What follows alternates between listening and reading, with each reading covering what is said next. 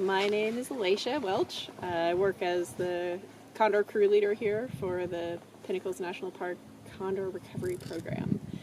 And I've been working here now for about 13 years, and in that time we've really been working to develop a way to engage the public by volunteering and helping us keep track of all of these condors out in the field. So one of those ways is training volunteers on how to track condors, and that is using radio telemetry equipment, and also kind of going out and talking to the public about condors and their challenges as we continue to try to recover them, in addition to just what makes them kind of cool.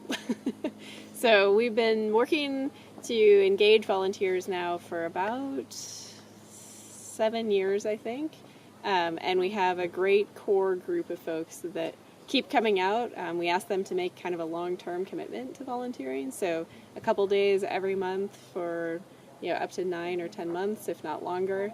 And we now have some volunteers who've been working with us for 5 years, 6 years, which is really great to see. They're inspired to continue keeping track of these birds, and it's an interesting program.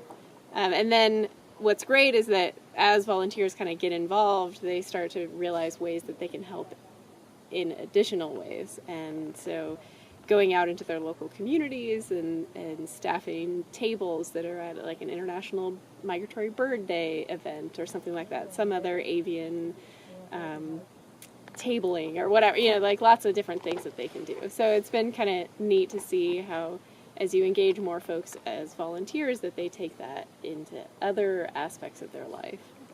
Yeah. I think conservation is important because it's a way that us as humans are taking the responsibility of what we can do with the land that we have.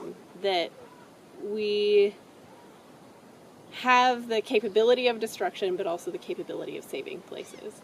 And so by setting it up that we will be responsible and take care of an area is something that is really an interesting and inspiring thing. So one of the things that I work with here is California condors, and they have been reduced to such low numbers, and at first it was really unknown what was happening, like why were they dying out so significantly. And over time, doing research and figuring it out, we've discovered that really the main thing is that they get lead poisoning from eating things that have been, for the most part, shot with lead ammunition.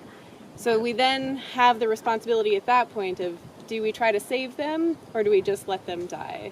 And for condors, it was decided we're going to do what we can to try to save them. We know that if we don't do anything, they will die. So the work we can do is talking to people, getting out there, trying to figure out how can we make this a safe place for condors.